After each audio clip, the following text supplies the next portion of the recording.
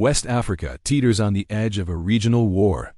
The Economic Community of West African States, ECOWAS, once a symbol of stability, has dramatically shifted tone, threatening military action against Burkina Faso, Mali, and Niger.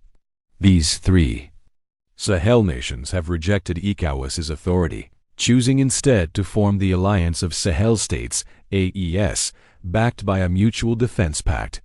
What began as diplomatic withdrawal has evolved into open confrontation. ECOWAS, under pressure from Western powers like France, the EU, and the US, is now demanding an immediate return to civilian rule, reinstatement of elections, and reintegration into the bloc. But these demands aren't negotiations, they're ultimatums. The AES has responded in kind, warning that any military intervention will be treated as an act of war against all three nations. This isn't just a political rift, it's a clash of ideologies.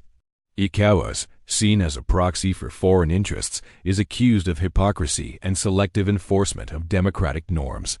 In contrast, AES leaders claim they are fighting for sovereignty and self-determination, rejecting what they view as a broken, externally controlled system. The rupture between ECOWAS and the Sahel trio didn't emerge overnight. It's the product of years of disappointment and disillusionment. As jihadist insurgencies swept across the Sahel in the 2000s and 2010s, state structures collapsed. Pleas for help were met with slow bureaucracy and half-hearted resolutions. Weapons and aid came with conditions.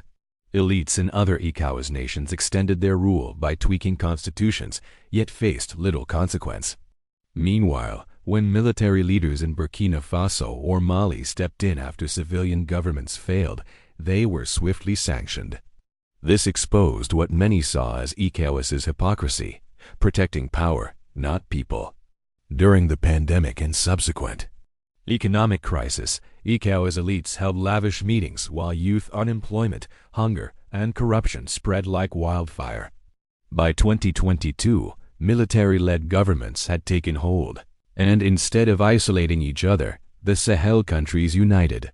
They coordinated defense, shared intelligence, and spoke openly about sovereignty, not as a slogan, but as a mission. The AES was born as both a military and ideological alliance, rejecting what they saw as a neo-imperial system designed to preserve dependence on Western powers. Their goal wasn't just withdrawal, it was systemic replacement, including a Sahel central bank, common tariffs, and regional infrastructure. For these nations, the gamble wasn't rebellion, it was survival. At the center of this Sahel awakening is Captain IbrahimTraoré of Burkina Faso. Once an unknown artillery officer, he now commands regional attention as the voice of a new Pan-African resistance. After taking power in a 22 coup, he shocked critics by actually delivering results. Military reforms shifted focus to defending villages. Mining revenue was redirected to healthcare and housing. Schools reopened. But it was Traoré's rhetoric that made him a symbol. Rejecting the polished language of diplomats, he spoke directly to the people.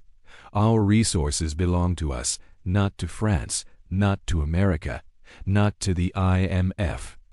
His speeches resonated across Mali, Niger, Chad, and beyond. Critics call him a populist, but supporters see a leader finally acting instead of promising. Unlike other African heads of state, Traoré isn't playing by the old rules. He aligns with nations like Russia, China, and Turkey, those who treat Africa as a partner, not a pawn. He rejects foreign lectures, cuts ties with Western embassies, and embraces regional independence. ECOWAS, long considered a peacekeeper, now finds itself defending a status quo many have rejected. Its credibility crumbles under the weight of contradictions, and the longer it hesitates, the clearer it becomes. This isn't just a political standoff.